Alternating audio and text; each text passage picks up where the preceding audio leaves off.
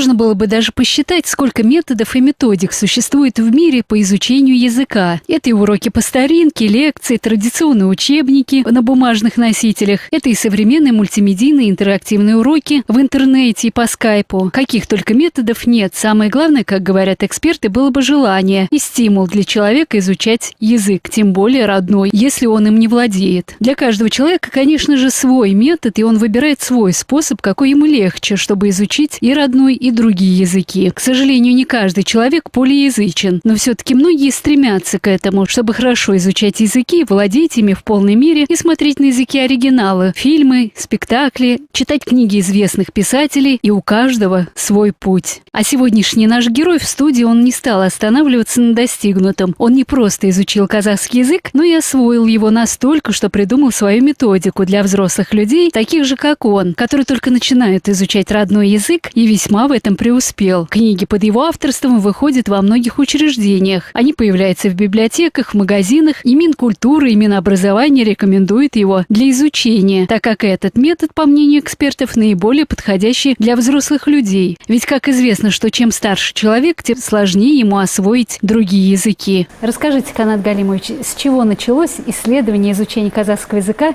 и книга «Ситуативный казахский»? Исследование, изучение языка началось с того, что я начал, просто отодвинул все стороны, все дела абсолютно.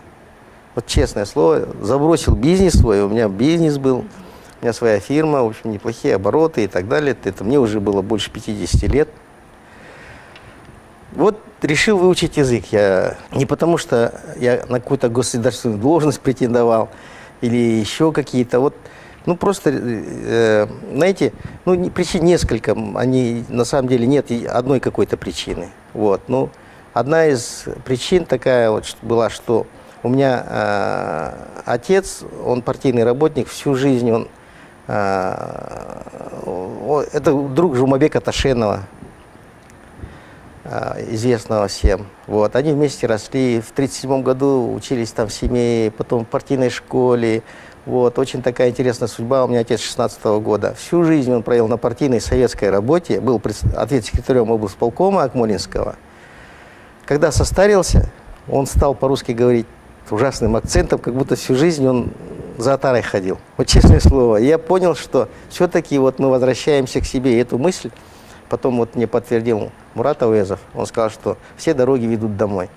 Вот отец, пример отца, и потом, вы знаете, к 50 годам скапливаются какие-то вот жизненные наблюдения. Человек хочет выразить свое мнение. Вот мы в очень интересное время живем. Правильно? Становление нашей независимости, вопросы языка, вопросы нашей государственности. И по этим вопросам хочется высказаться. Ну, вот, предположим, по вопросам казахского языка, там, переход на латиницу или еще что-то. Я считал, что человек должен на казахском языке говорить о казахском языке. Вот, как бы, вот такой комплекс причин. Ну, и, как бы, я хотел полнокровно жить, вот, куда бы я ни пришел на какое-то там застолье, чтобы я мог до конца свою мысль донести. А до этого нельзя сказать, что я вообще не говорил на казахском языке. Ну, как вот сотни, не сотни тысяч, как миллионы наших. Шала-казахи, там есть даже ярлык повесили, которые только обыденные несколько слов знают, а как бы для того, чтобы какую-то сложную мысль донести, на русский переходят. Вот я решил выучить язык, сел, и где-то год, наверное, я упорно учил язык по выдуманной самим методике. Вот. Ну, у каждого как бы подход свой, правильно? Кому-то что-то нравится, так или... Вот, и перейдя вот ко второй части вашего вопроса, вот как книги. Вот, ну, у казахов есть поговорка «Білгенді білдірмесең, білгенің бар болсын». Вот, если ты не делишься своим знанием с другими, тогда грош цена твоему знанию. Вот, и я когда учил язык, у меня какие-то там записи были, заметочки, для детей я что-то писал. Вот, потом я посмотрел, ну, я все-таки вот, кандидат наук, я защитил кандидатскую, я докторскую, к сожалению, не защитил, но во Франции я провел больше 3 лет, работая над докторской. Вот, ну, не по независящим от меня причинам, как бы у меня она не была завершена, но, тем не менее, я научный работник, я, в общем-то, представлял, как это делается, вот, то есть я систематизировал материал и взял, написал книжку, я выпустил ее с 1000-ным тиражом, потому что, ну, просто посмотрел, все выпускают 1000. Вот. Ну, на сегодняшний день вы знаете, что это 24 тысячи у меня проданных только экземпляров, и, ну, она вот на первом месте по продажам стоит. Вы меня, конечно, извините, но приходится об этом говорить, поскольку, как бы, да, вот. Вот таким образом, как бы, книга, которую я не филолог и не писатель, я написал книжку, но сейчас она получила такой, в общем-то, отклик в обществе. Канат Галимович, все-таки книга имела такой большой успех, в отличие от других книг по казахскому языку. И дошло до того, что Министерство культуры порекомендовало вот выпустить книги, отправить их в учреждения, в библиотеки республики. В чем все-таки секрет и в чем успех вашей книги?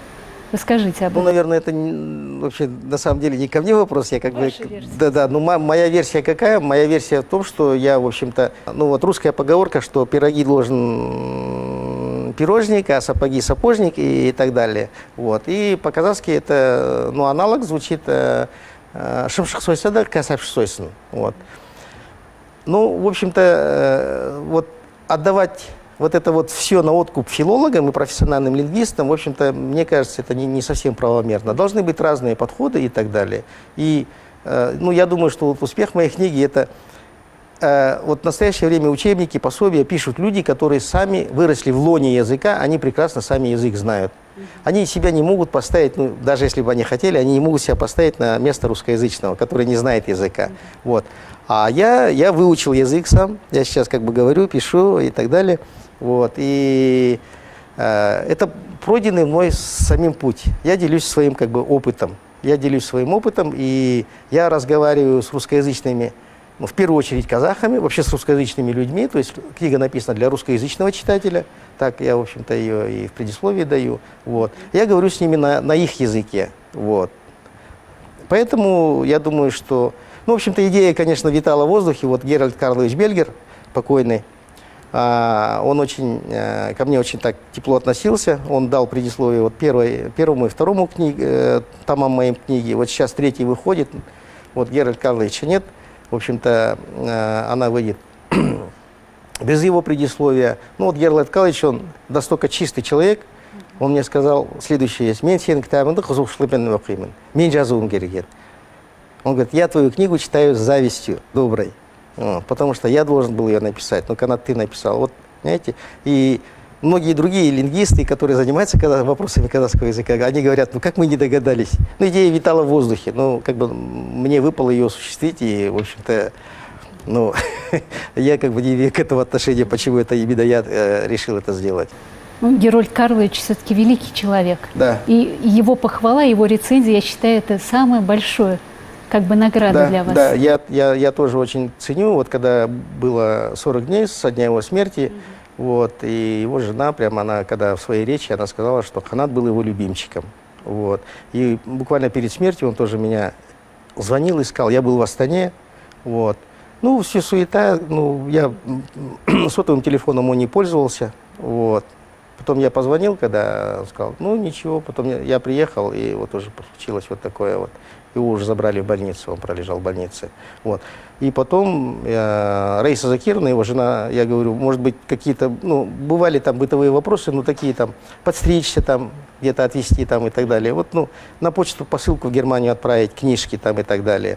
Вот. Я думал, она говорит, нет, он хотел именно с вами поговорить по творчеству. Вот. Ну, вот последняя наша встреча не состоялась, к сожалению.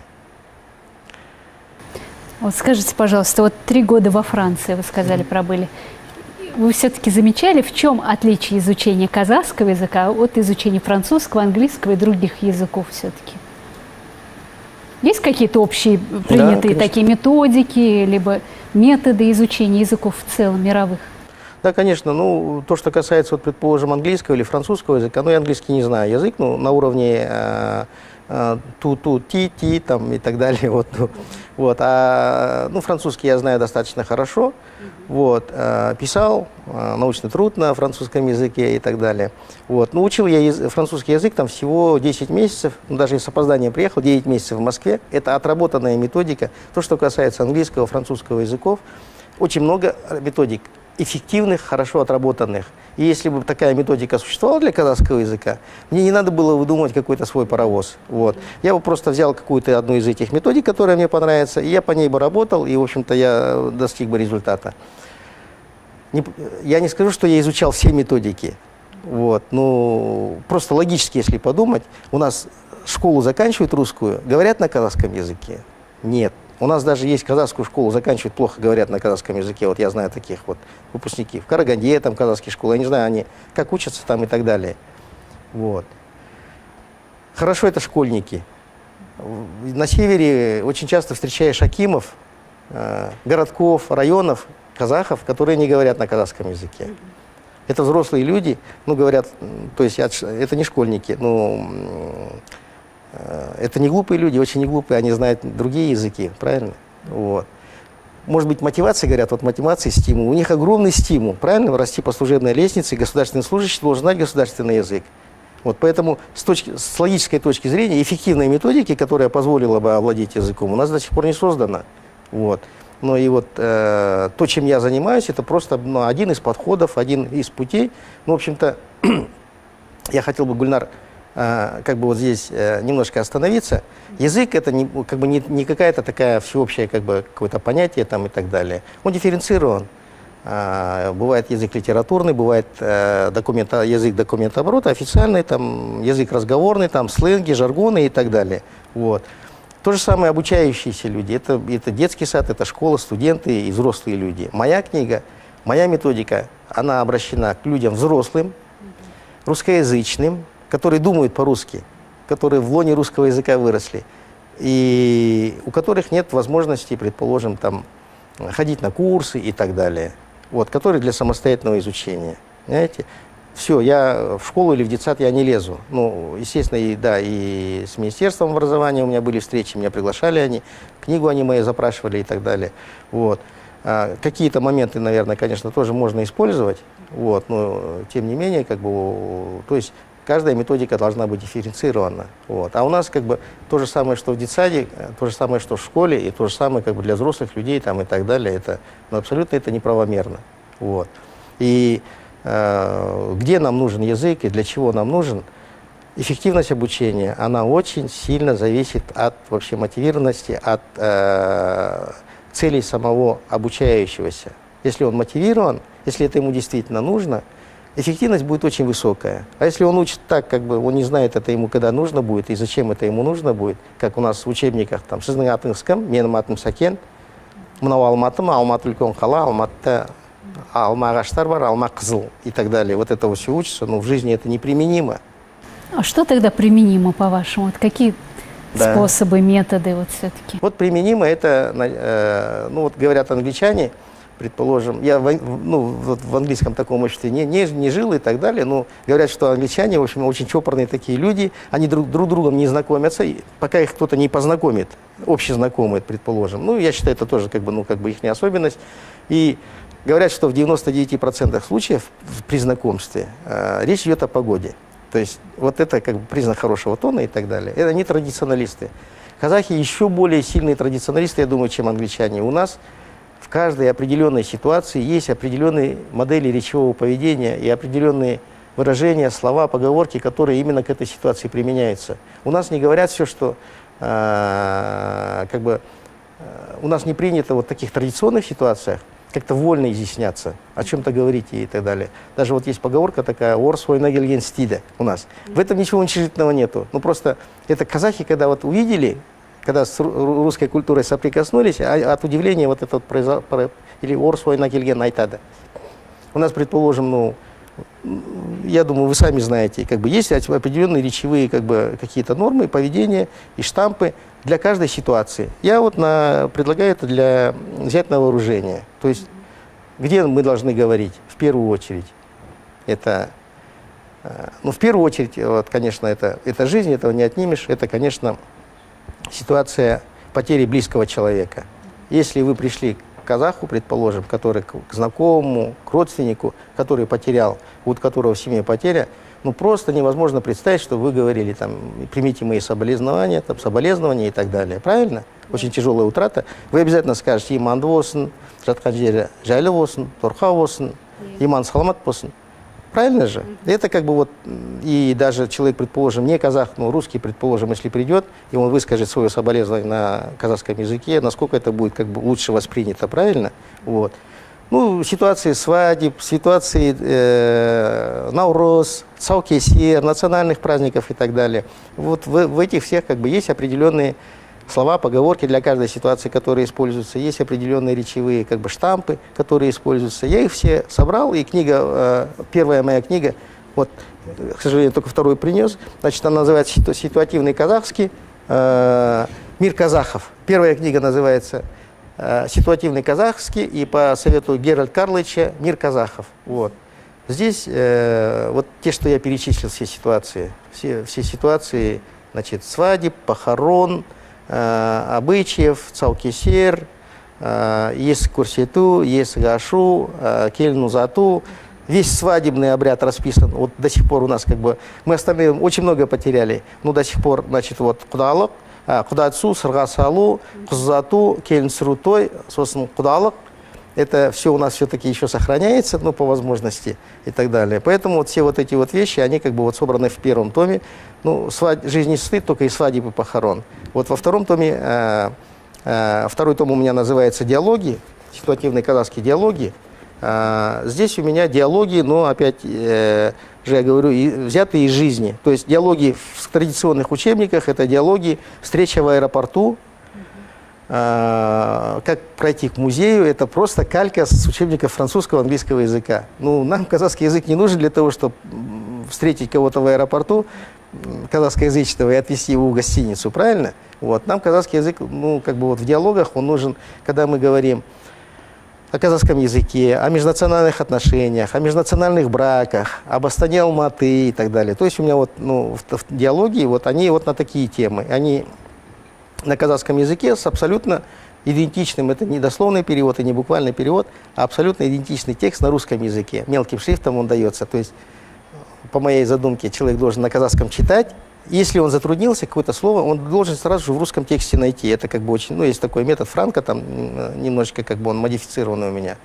И вот, и в каждом, предположим, диалоге есть конфликт. У меня разные персонажи, чисто казахскоязычный, чисто русскоязычный, двуязычный, две женщины. У женщин, вы знаете, всегда есть своя точка зрения и как бы своя логика во всех действиях и так далее. Вот эти 5 человек, они обсуждают все вот эти темы, и я надеюсь, что читатель, когда возьмет книжку, он какой-то найдет персонаж, который более ему соответствует, и его высказывания где-то ему помогут как бы вот выразить свою точку зрения. Понимаете? Вот.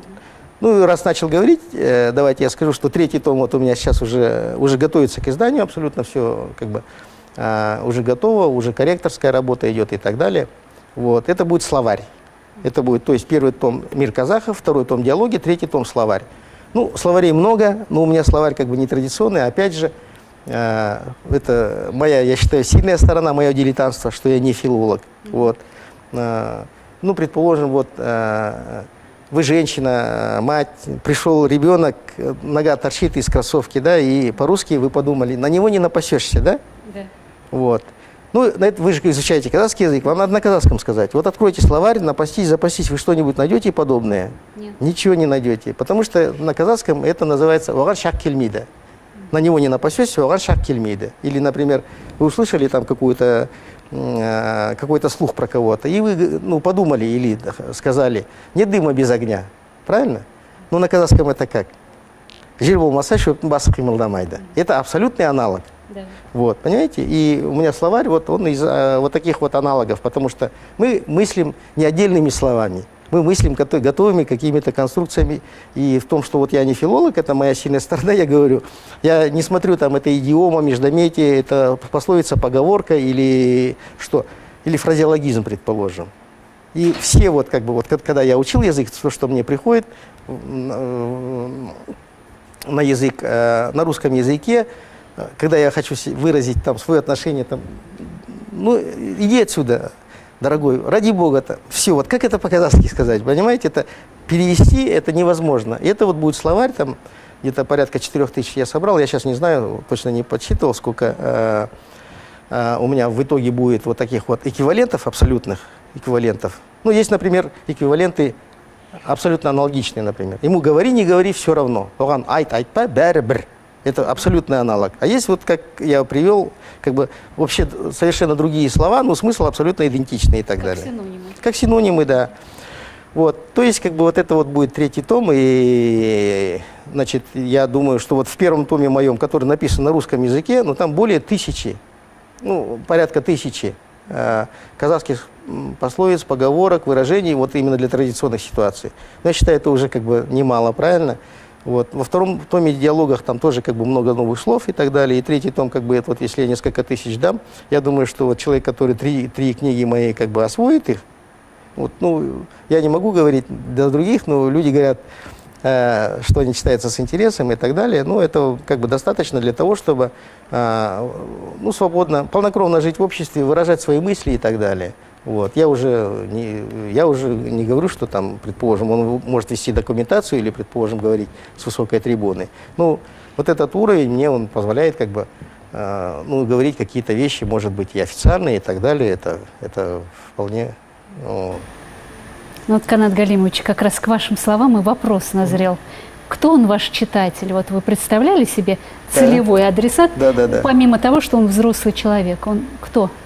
Да, ну, я уже как бы, получается, вот говорил, это русскоязычный человек, это взрослый человек, вот, это взрослый человек, взрослый русскоязычный, ну, конечно, с определенным образовательным уровнем и так далее, вот.